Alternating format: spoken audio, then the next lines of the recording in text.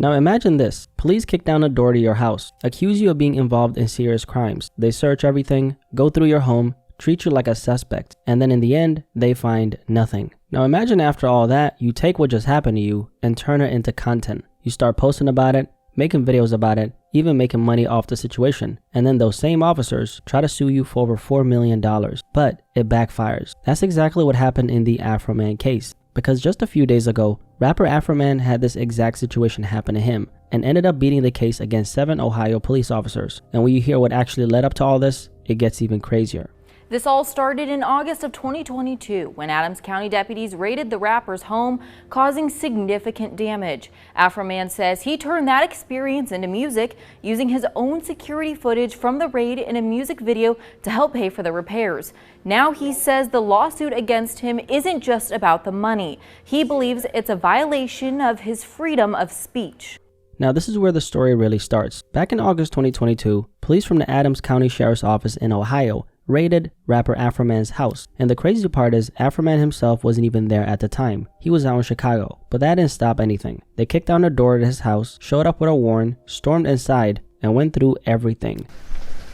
What you doing, dog?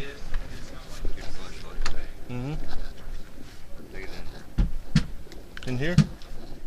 They conducted a full-on search, damn near ripped his home apart without him being there. However, his wife was home at the time, and she was watching all this unfold in real time. And naturally, she pulled out her phone and started recording all this so she can document it, which that's always a smart move. Now this is where things get interesting, because not only did his wife capture the raid through her phone, Afroman also had security cameras set up inside the house. So now you've got the entire raid being recorded from multiple angles, and in this surveillance footage, you can see the officers walking through the house, what they're doing, how they're moving, and most importantly, their faces are clearly visible in all that footage. Now it's also important to understand why they even raided his house in the first place. According to the warrant, this wasn't random at all. This was part of an investigation into drug possession, trafficking, and even kidnapping, allegedly. So according to whatever information they had, they believed Afroman was committing some serious crimes, which is why they pulled up and conducted the search. But here's where things start to shift. After going through the entire house, searching everything, doing what they wanted to do,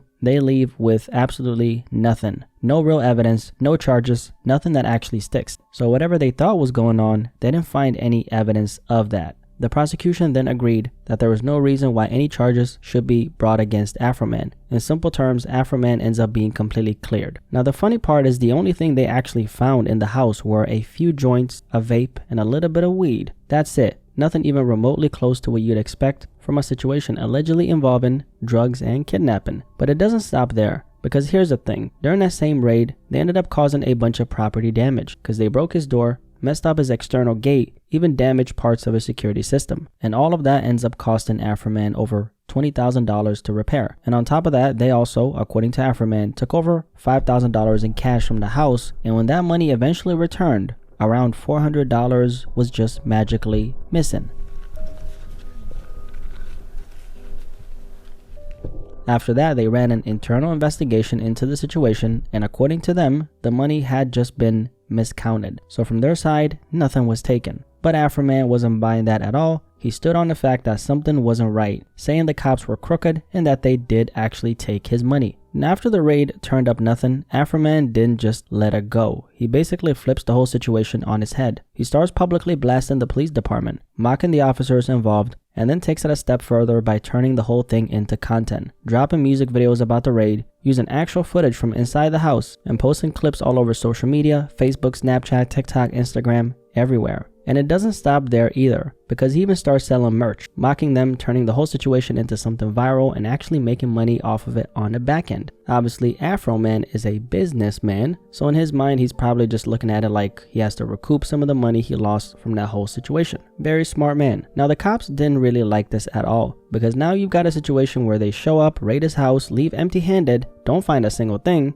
and then on top of that, the whole thing ends up online, going viral, with people laughing at him. And when you really think about it, it's almost like while they were doing that raid, they were unknowingly performing in one of his future music videos, which is something they definitely didn't see coming. Now about 6 to 7 months after all this went down, in March 2023, all those officers end up coming together and filing a lawsuit against Afroman, basically claiming that he used their likeness, their face, their presence from that raid for commercial purposes. And in that lawsuit, they didn't just stop there. They also claimed invasion of privacy and emotional distress, basically saying the whole situation crossed a line and affected them personally. And when it comes to the amount of money they were going after, we're not talking a small number. They were suing for nearly $4 million in damages. So at the end of the day, what it really came down to is the fact that they weren't happy that after all this, he actually had a platform and used it to tell his side of the story in his own way. So basically he's controlling the narrative, and they didn't like that. And I mean, whether or not people like it or not, that's his form of expression. That's his art. And this is where another conversation comes into the equation. Because although I don't have an issue with individual police officers, I do however have a real problem with the system they operate under. Because it's set up in a way where they have all this power skewed in favor of them. And in most situations, when they mess up, they don't really get held accountable like that. Also, I think everybody knows that police officers tend to stick together. They protect each other first, back each other up first. So when they act improperly, in most cases, they don't really face any consequences. When you look at a situation like this, it kind of highlights that problem, because now it's like not only can they show up, raid your house, find nothing, but they're also trying to control what you do after the fact too. I just think it's kind of crazy that another human being can have that much power over the average citizen. And I know some people are going to say, well, if you're not doing anything wrong, you've got nothing to worry about. But that's just not true. There are plenty of situations where people didn't do anything wrong and still end up dealing with the consequences anyway. And this right here is a perfect example of that. Afroman was completely innocent, they didn't find anything in his house, and somehow it still turns into him getting dragged into a lawsuit for millions of dollars. All because he chose to speak on what happened and express it in his own way.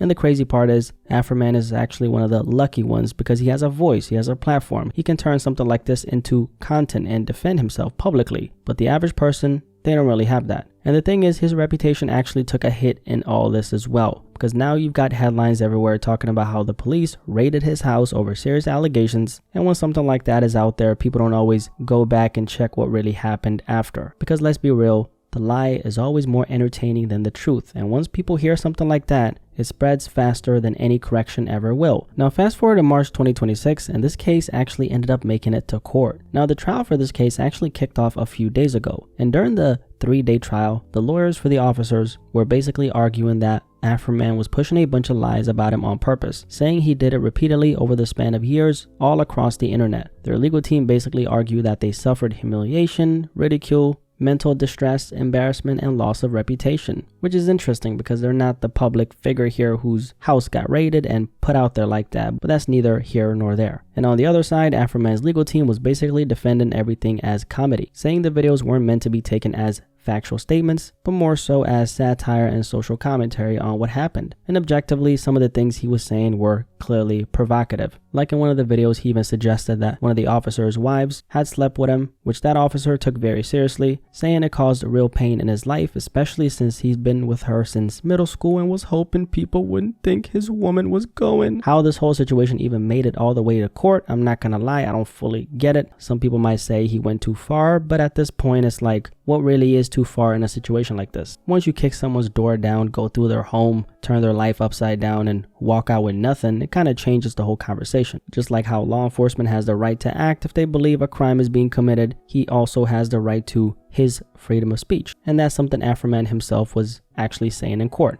America still has freedom of speech. It's still for the people, by the people. This whole thing is the police's fault. They broke into my house, put themselves on my video cameras and into my music career. With my freedom of speech, I had the right to talk about the events going on in my life, with my family, with my friends, and with my fans. He also said that the whole raid was a mistake. All of this is their fault. They didn't have to wrongly raid my house. If they hadn't wrongly raided my house, there would be no lawsuit. I would not know their names. They wouldn't be on my home surveillance system, and there would be no songs, nothing. And then one of the police officers in court said the following as a response: even if somebody does something to you that hurts you, that you think is wrong, like a search warrant execution that you think is unfair, that doesn't justify telling intentional lies designed to hurt people. Now in the end, Afroman ended up winning the defamation lawsuit filed by those 7 police officers. Outside this Adams County courthouse, the sound of victory after jury sided with the musician Afroman, whose real name is Joseph Foreman, after a days-long civil defamation trial. America still has freedom of speech. It's still for the people, by the people.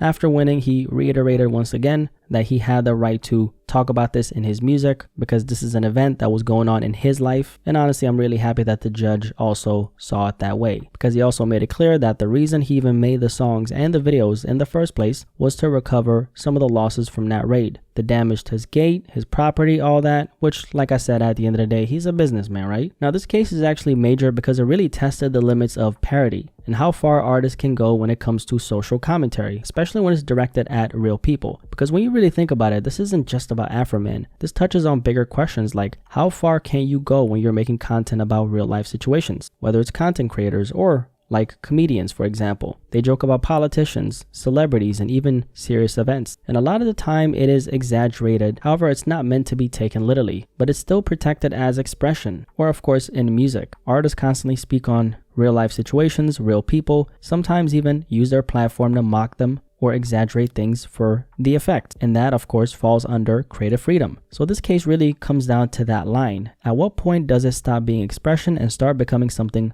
punishable? Because one of the things about freedom of expression in this day and age is that it's very frowned upon. And a lot of systems, a lot of institutions, a lot of groups of people aren't really comfortable with how much the internet has leveled things out. It's not like before where only certain voices could control the narrative. Now anybody can respond, anybody can speak, anybody can push back. So if someone uses a platform to put something out about you, you also have the right to respond, to defend yourself, to shape your side of the story, as long as you're not inciting violence or doing something that crosses into actual harm. But if you're simply mocking a situation, turning your own experience into content, speaking on what happened to you, you have every right to do that, which is exactly what Afroman did, and which is exactly why he ended up beating the case and this lawsuit backfired on these cops. That's what I personally think about this entire case, but what do you think? If you made it this far, drop a like on this video. Of course, subscribe if you're new here, and I'll catch you guys on the next video. Peace, I'm out.